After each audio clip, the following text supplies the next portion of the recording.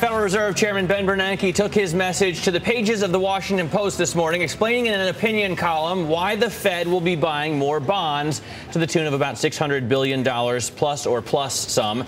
The markets are up sharply on the news, but there's still a lot of skepticism about whether the Fed's move will work. Joining us now is John Ryding, chief economist and co-founder of RDQ Economics. He formerly served as Bear Stearns' chief U.S. economist and was also senior economist at the New York Federal Reserve. John, thanks so much for coming on today. We appreciate it. Let's talk about what Ben Bernanke is thinking, because we haven't yet really had one economist come on the show who thinks this will definitely work and is worth its sort of bang for the buck. Well, first of all, and the points that David Rosenberg made, again, I mean, it's interesting. This is an issue that's bringing economists with very different viewpoints together in agreement on this issue. We don't see this as monetary policy that's holding back the economy. Hiring is not being held back because interest rates are too high or the Fed's balance sheet is too small. As David pointed out, they've already bought $1.7 trillion of securities under QE1. So what's holding the economy back to me is uncertainty about taxes, what's going to happen with tax rates next year, healthcare, labor cost mandates, all these different kind of things. And surely David would agree with that. Absolutely, and I think he effectively said that. But here's the Fed saying we have to act because it's our mandate to act. And in some ways, I think they're hiding a little bit behind the mandate. We have to do something. They've grown impatient, and the only thing that they can do is to make their balance sheet bigger.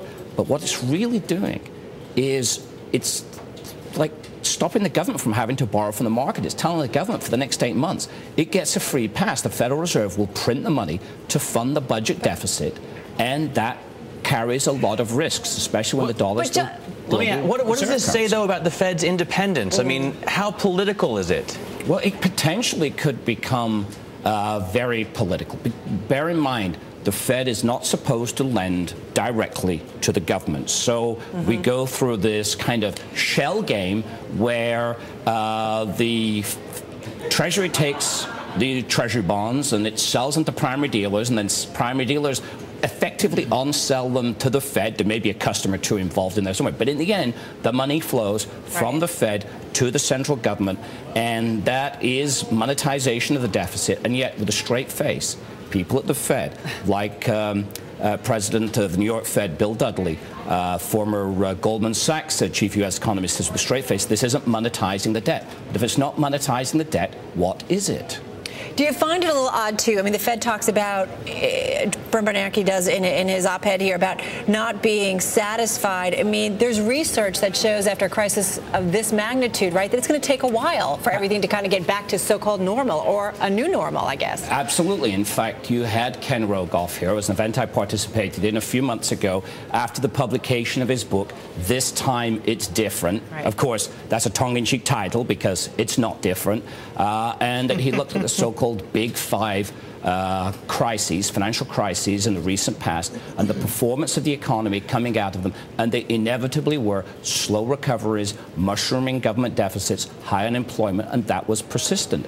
So what's the Fed so afraid of, John, that they keep basically pumping money into the system when you and everybody else seems to say this isn't going to do anything to create jobs? What are they so afraid of? Well, what they're afraid of is deflation. They're afraid of a repeat of the Japan experience, the lost decade, and in some ways you can argue that Japan's still a little bit lost in the depths of deflation and poor economic performance. Is that a real worry in your view right now? It's not a worry in my mind, but why the Fed's worried about it and why Chairman Bernanke is worried about it in particular is they are very hooked on the notion, and it's there in the speech, inflation is coming down, therefore there must be excess capacity. This notion of excess capacity or a high unemployment rate drives down inflation. And since inflation's already low, they worry it becomes deflation and that the Fed can't do anything about it. Yet, if you get out of this government statistic books and you go into a grocery store, you see food inflation.